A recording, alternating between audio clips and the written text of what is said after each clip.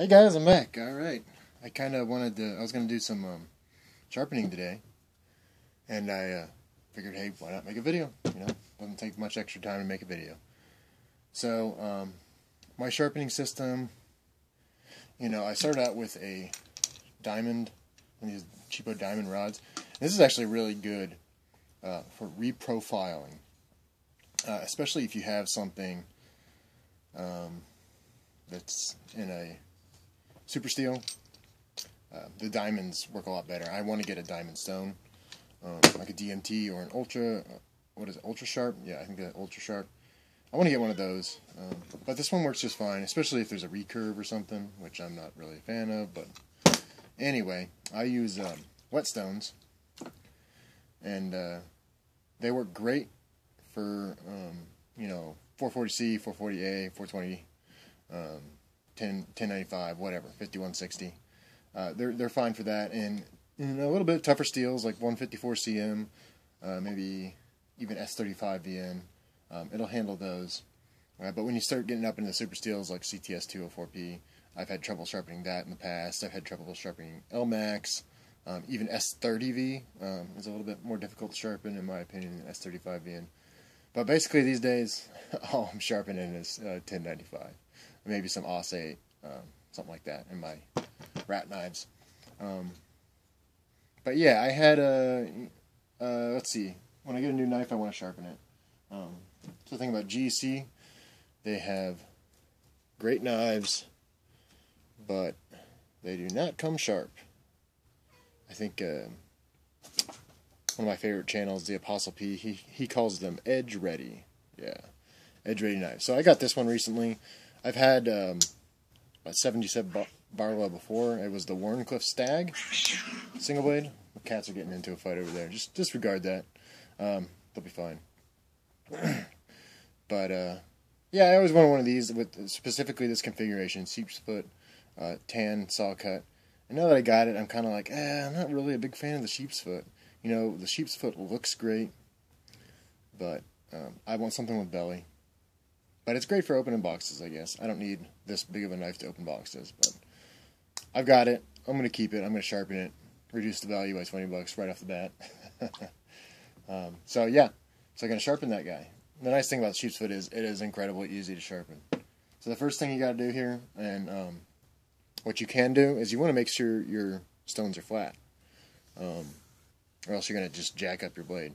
So the first thing you do is flatten them, and you can make a crosshatch pattern with a pencil. I actually already sharpened a knife today, so I've already done that. So I'm just going to briefly go over them.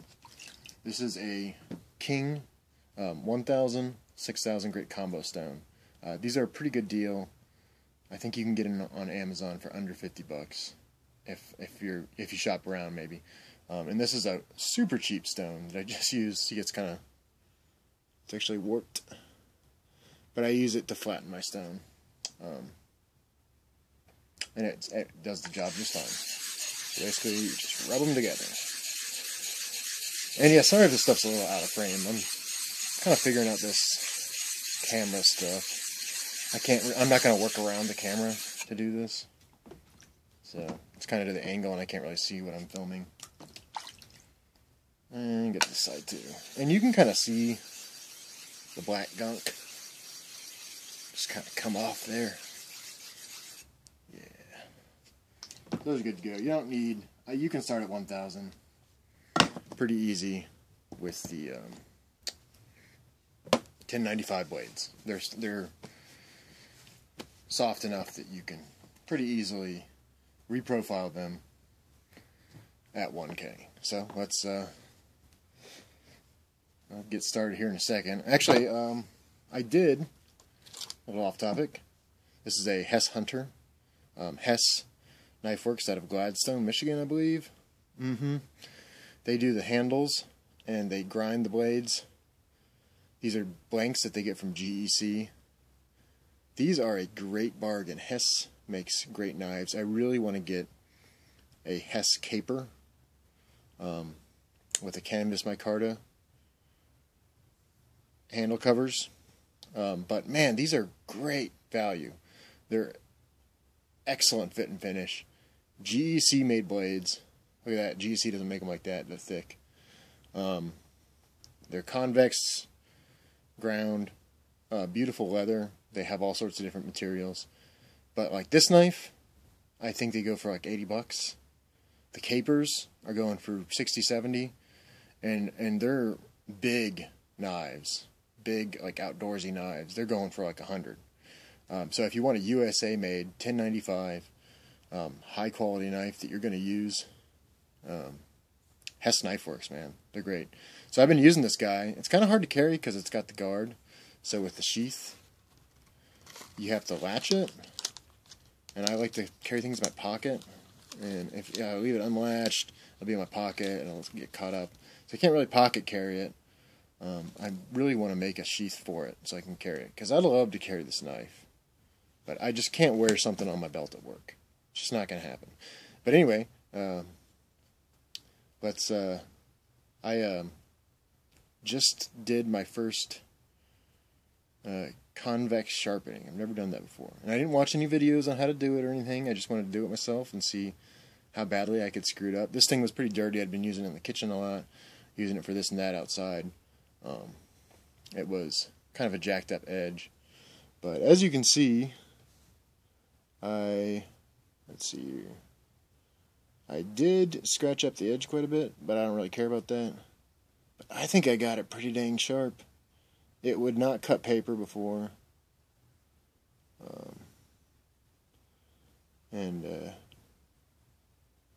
Let's see, I think I got some paper right here. I don't know. It didn't get super sharp. Like I said, this is my first time. But it'll cut. Do a little curve, man. You know, it's not the greatest thing in the world, but I did get it sharp, you know. Hey, you gotta give me credit. I got it sharp. Never done it before. Didn't watch a video on it. Now I'm gonna do a little bit of research and try to do it properly. But yeah, it's sharp, and it doesn't cut paperwork too well, also because it's so freaking huge. But basically, what I did with this guy, I laid it down, not touching the apex, and kind of brushed it up, like that. I don't know if that's how people do it. That's how I did it. I'll look it up later.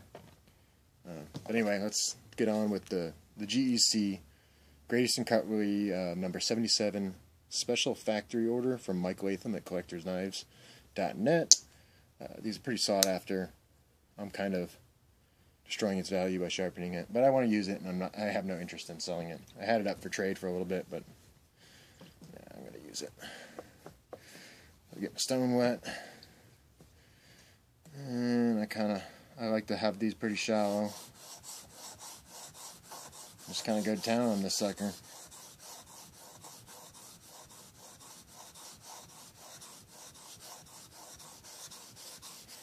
I do move it over a little bit, because my stones aren't perfectly flat, and I am a human, so I'm not holding this perfectly level or anything.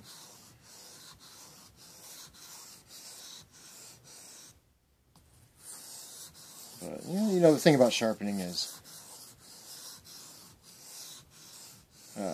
check your work, clean it off, take a look at it.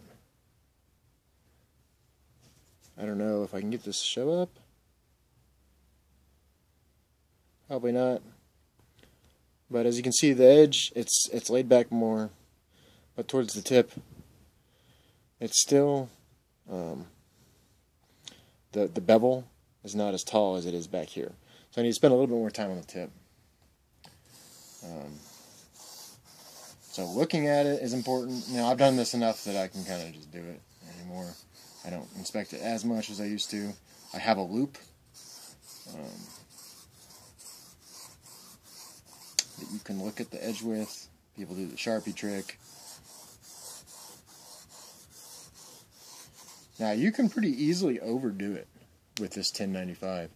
If you just go to town and start sharpening it heavy and fast and spend a lot of time on it, you can recurve your blade, jack it up pretty good.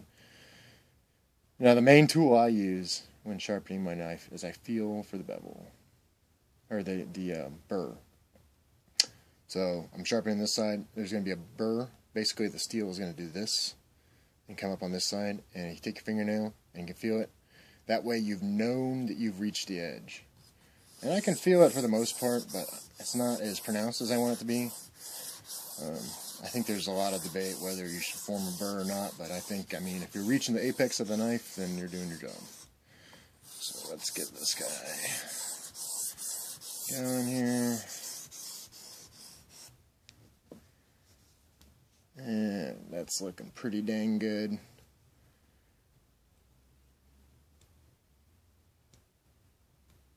If there's anywhere you can't feel that burr, including the very tip, you did not do your job and you need to go back.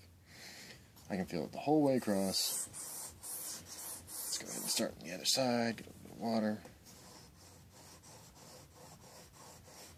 Yeah, I mean, these knives, they rarely come with an edge good enough to even, you know, shave some hair off your arm. I'm not talking about clear cutting your arm hair, but they usually won't even shave, you know, just a few hairs. So GC does a lot of things right. Sharpening's not one of them, but I don't care because usually I sharpen any knife I get anyway. So that's not too important for me. They grind their blades wonderfully,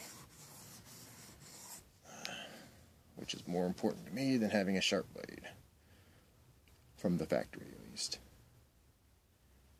And I definitely need to spend more time on this side. I'm not pushing down too hard here. Maybe using 1.5, 2 pounds of pressure, maybe 1.5. Yeah, you know, the sheep's foot, I think it's with the long pole sheep's foot, the Northfield trim on the GECs, it's probably the most attractive blade.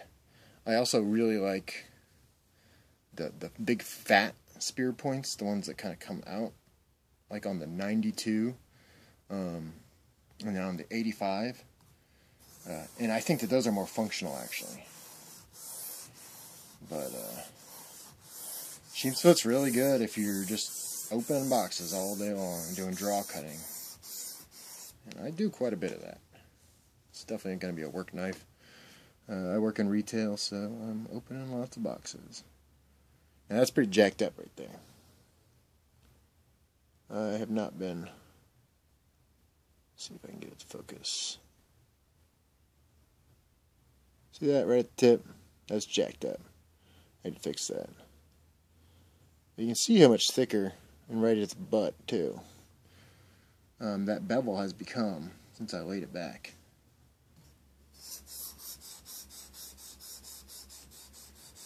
And we'll work on that tip. When you're holding it over here on the edge like this, you don't have the luxury of keeping the whole thing there to keep it flat. You kind of gotta hope you're doing it right.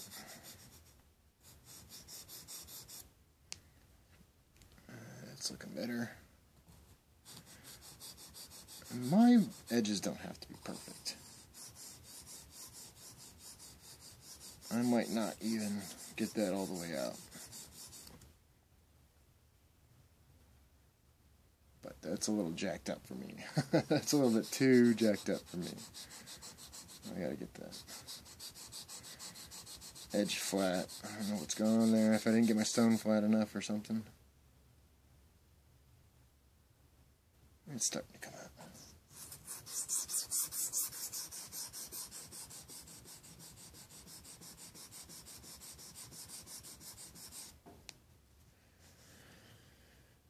Always have a towel next to you so you can clean off your blade and your hands.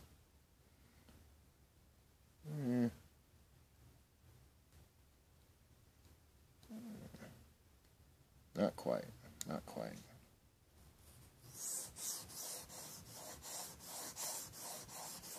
And I have an issue when I'm doing this. I do it freehand. Usually one side is going to be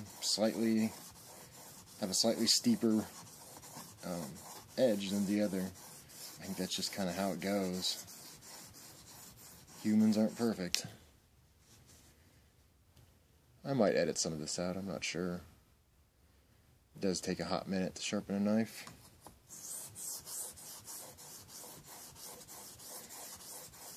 But I also kind of like the long, rambling knife videos, so I might just leave all this in. Yeah, I'll talk about the 77 Barlows for a second here. They were a special factory order from Mike Latham at collectorknives.net. They're pretty popular. I think they're kind of riding on the coattails of the number 15 Tom's Choice Barlow. It's a special factory order from Charlie Campagna. Those are extremely collectible. I don't really get it. They're a little bit smaller. A quarter of an inch smaller, I believe. And these aren't quite as collectible, but they're still pretty dang hot. You see a lot of them being posted on blade forums and on eBay. Like this one, I don't know the production numbers. I'm going to guess probably like 50 to 60 on each of the different cover materials. So GEC makes really low runs on things. And what happens is these assholes go out and they buy them. These are like, man, what were these? These were like $95 new or something. These assholes go out and then the next day they post them on eBay. $180. Double the price. And then people frickin' buy them. It's ridiculous. I mean, that's part of capitalism, I guess, but don't be a douche. Come on, man. Don't be a douche. Pretty douchey move. It's like going to Walmart 3 in the morning and picking up all the 22 ammo and then selling it on Craigslist. And now that I've created a burr on both sides, I'm very lightly sharpening both sides. A few passes each. Very lightly. 1/10 of a pound of pressure.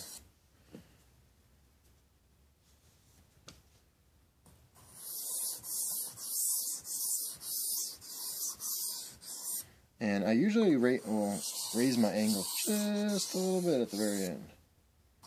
Trying to knock off any of the burr that's left. Right off the 1K stone.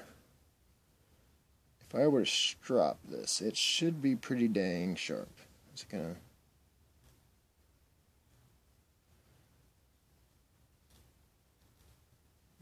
it's cutting hair, but it's not doing it very well. But it's sharp. It's pretty dang sharp. If I stropped it, it would do it. So let's go over to the 6K, and this will put an almost mirror finish on it. Pretty high polish. And man, with the 6K, if you don't get it flat, or you don't work out all those imperfections, you can feel them. They feel like little grains of sand that you're going over.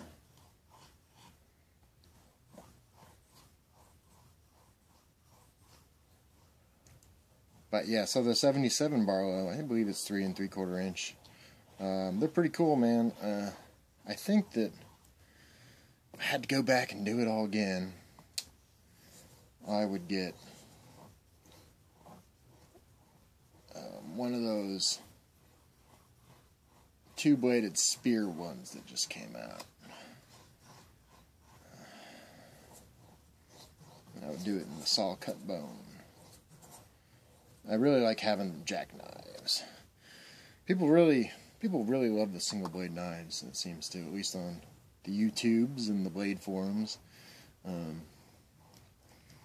You know, when I got this knife and my other 77, they just feel there's not much to hold on to.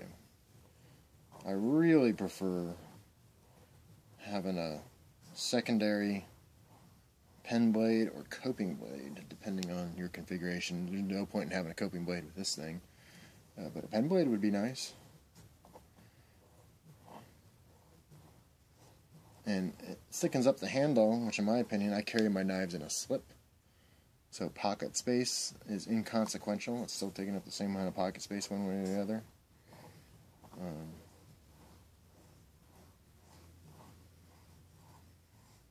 Yeah, I just prefer having the secondary blade. But this is a sexy knife, and I am destroying it. It's a little jacked up, but it's coming out good. It's coming out good. It's not perfect, but it's going to be dang sharp. And I'm not the best in the world at sharpening, but I get them sharp. Let's see here. You know what? I don't have my strop down here. Just drop it on the side of my... Alright, I actually ran out of memory on my device here. So let's got this thing kind of half-assed dropped up. Grab some paper here. Yeah, there we go. Look at that unhappy cat. That is one unhappy cat. But yeah, man, this... I think I got this thing pretty... Come on. Working around the tripod's a little weird.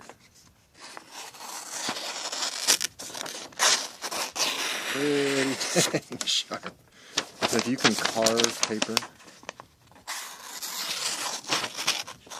then you know it's sharp.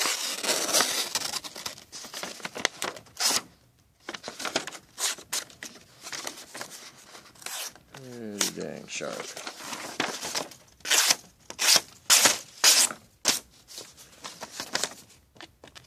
So, no hang-ups anywhere along the edge.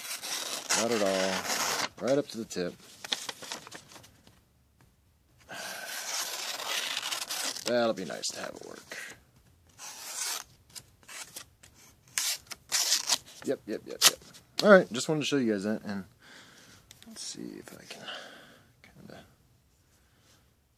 do a little look at this edge here.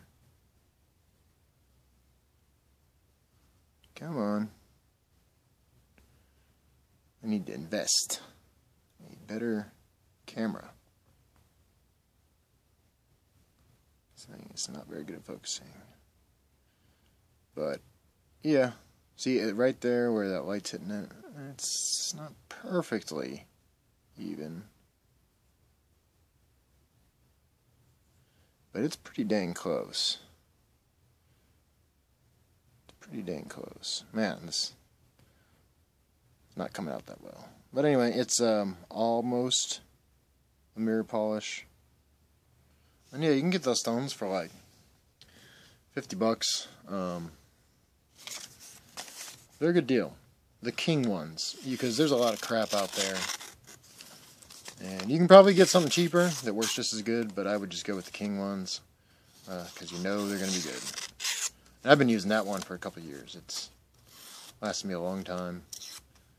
And at first you suck, and then you get better and better at it. But yeah. This thing, I actually ran my finger across it. I could barely run my finger across it.